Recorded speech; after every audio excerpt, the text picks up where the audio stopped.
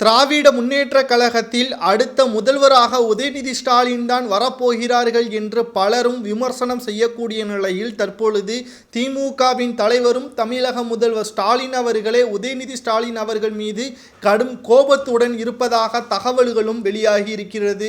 மற்ற அமைச்சர்களை தற்பொழுது சரியாக கவனம் செலுத்தாத நிலையில் கோவை மற்றும் சேலத்தில் திமுகவினர்களின் செயல்பாடுகளின் காரணமாக அங்கு வாக்கு வங்கிகளின் எண்ணிக்கை குறைவாக காணப்படுவதாக ஸ்டாலின் அவர்கள் பல குற்றச்சாட்டை உதயநிதி ஸ்டாலின் மீது வைத்திருக்கிறார். இப்படியே சென்றால் நிச்சயமாக திமுக வருகின்ற நாடாளுமன்ற தேர்தலில் வெற்றியடையாது, மேலும் சட்டமன்ற தேர்தலில் மிகப்பெரிய தோல்வியை தழுவும், இனி முதல்வர் கனவு காண முடியாது என்று உதயநிதி ஸ்டாலின் அவர்களை தனியாக அழைத்து தற்பொழுது தீட்டுள்ளார் நமது முதல்வர் ஸ்டாலின் அவர்கள்.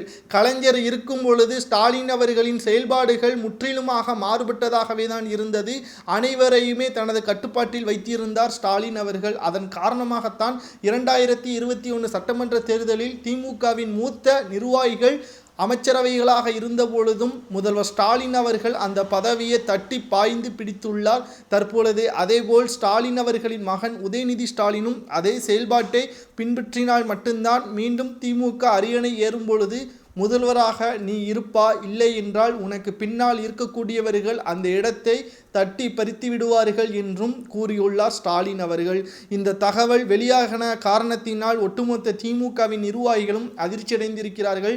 வாரிசு அரசியலின் காரணமாக ஸ்டாலின் அவர்களின் தந்திரம் தற்பொழுது வெளியாகிவிட்டது. இனி ஒருபோதும் திமுகவிற்கு ஆதரவாக செயல்படக்கூடாது என்றும் திமுகவின் நிர்வாகிகள் தற்பொழுது பேட்டிகள் மூலமாகவும் அளித்திருக்கிறார்கள்.